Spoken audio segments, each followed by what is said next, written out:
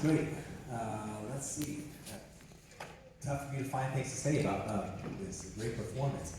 Off the top of my head, let's see. The melody.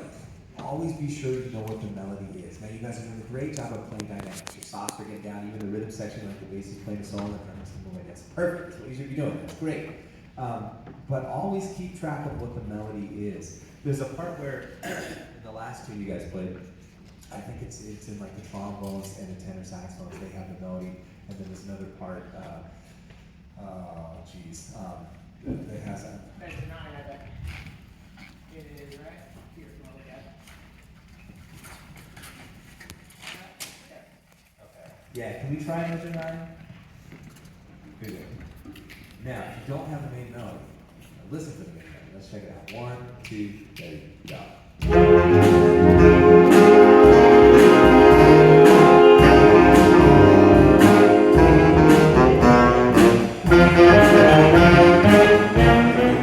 So that part, you have the forte piano, right, at 9. You have those whole notes. Everybody has whole notes except for, what is it, tenor and barry, right? So, tenor and barry, bring that out, right? Who else? Where's barry? Over there, and then tenors over here. You guys have that together? All right, can you play that line for me? 1, 2, let 9. Oh, you do better count it. Here we go. 9. 1, 2, ready, go.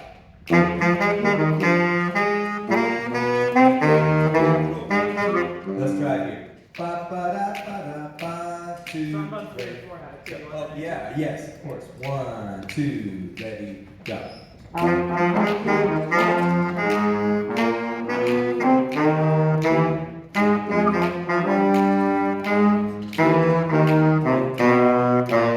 And that's all you guys did. You guys have the melody, and everyone else in the band has something different, and they're starting softly and building up. So if you have that build up, I mean, you may want to. Well, your options are you guys play it louder, right, as loud as you can. I think that's already forte, but try it fortissimo without losing total control. And then everybody else, you might want to do this slow, but not get as big. And it's a challenge because you've got so much horsepower here too, right? So you kind of have to work with what you got. So let's try this, just for the sake of science and all that's good and holy. Let's start at 9. The whole notes, the people that have that, we're going to swell, but we're going to go up to like a mezzo forte, not a forte. Let's try that and then go back down. And yeah, let's do that. Here we go. Add tempo. 1, 2, here we go.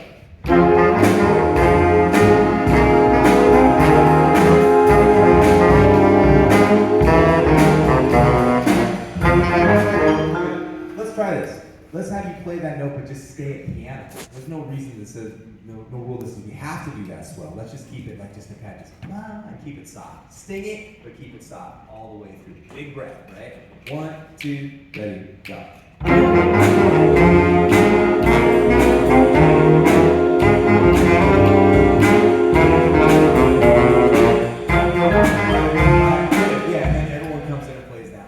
So there's, for directors, right, you can always change these charts around. You don't have to play them verbatim. So if it makes more sense to do that, go for it. You know.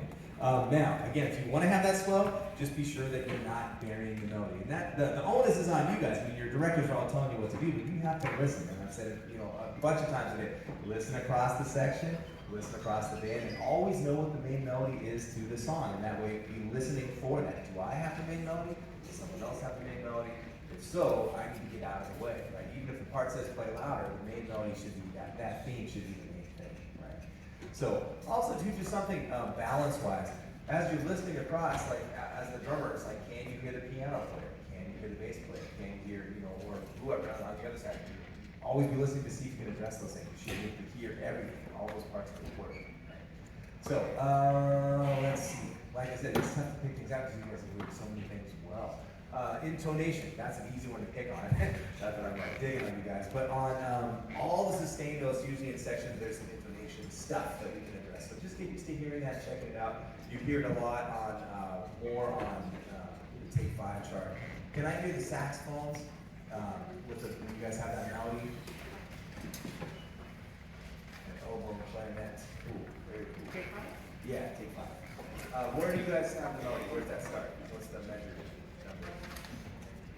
13? Yes? Okay, let's try 13.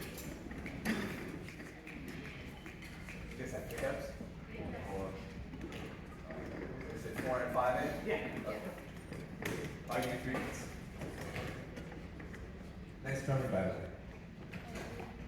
drummer on this recording? Have you heard the original recording of this song? Yeah. You know the name of the drummer? Yeah. Okay. Coincidence. All right, 3 beats. Here it is. 1, 2, 3. I'll give you a measure in 3 beats. 1, 2, 3, 4, 5. 1, 2, 3.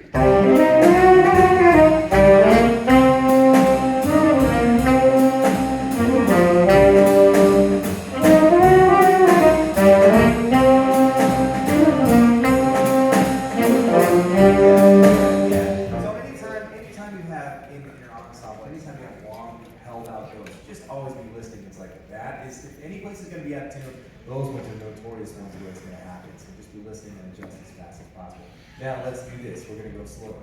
Doo ba doo ba da ba da ba da.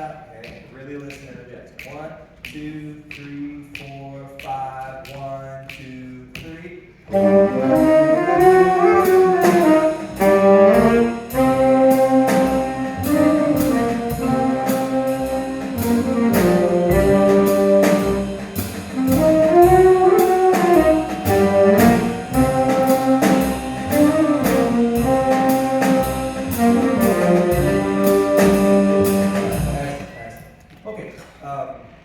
Let's go back to the other two. I'm just in no particular order thinking through these things and I'm trying to remember. So solos on the funk tune. Lots of great ideas, lots of things happening. I talked the last week about sentences, 1-bar phrases, 2-bar phrases, 4-bar phrases. Same thing applies here. What is the solo section on this? 41. Can I hear, who played the first solos? Let me hear just the rhythm section at 41 first. We'll take a look at this. Do you want to just keep the same drummer for a moment? Good. You got it? Yeah. Yeah, let's do it. 1, 2, 3, go.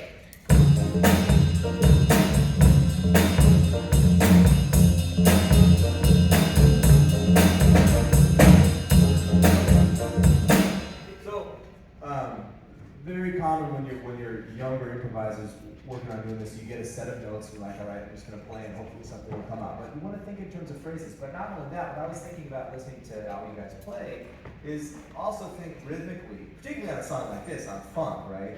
So you've got whole notes, you've got half notes, you've got quarter notes, you've got 16th notes, you've got triplets, all those things. So if you've got the rhythm section going, doesn't mean you have to play nothing but straight those things, but just think about those things and how to phrase those. So for example, let's try 8 notes. Rhythm section, go.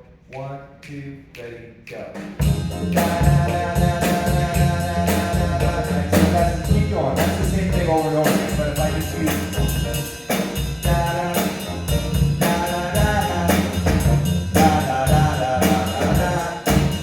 so if we think triplets, 1, 2, ready, go.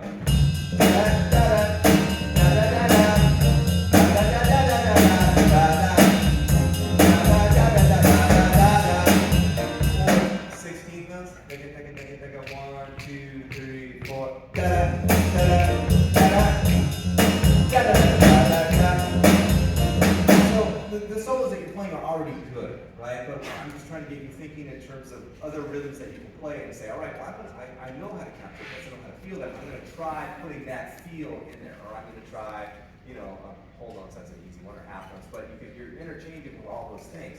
So that'll get you thinking outside of the box of, all right, I've got my set of notes, I'm just going to play, and hopefully something comes out good. But think about those things, I'll give you something else to try, and that's around it.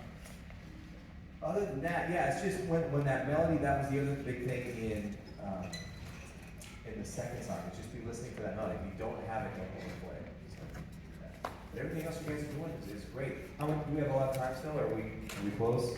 5 minutes, okay. I really don't have anything else to say to you guys, so I guess what I'll do in the 5 minutes with you guys on stage, or if anybody, does anybody have any questions about anything that I've said today, or that you want to know about practicing, or what to practice, how to play, music stuff, and I need assistance. Any questions? Anybody out there, any questions? All right, then what I would say is to all the directors, excellent job. All the students sound great. To all of the students, excellent job. You know, playing music and doing this kind of stuff, it's not easy, particularly jazz. Having to spontaneously compose music on the spot is rough. There's a lot of information, so you're doing a great job. Particularly like all the groups that are really, really small and massive. Those are all lots of different challenges. So excellent job to all of you. Thanks for having me today. Keep going.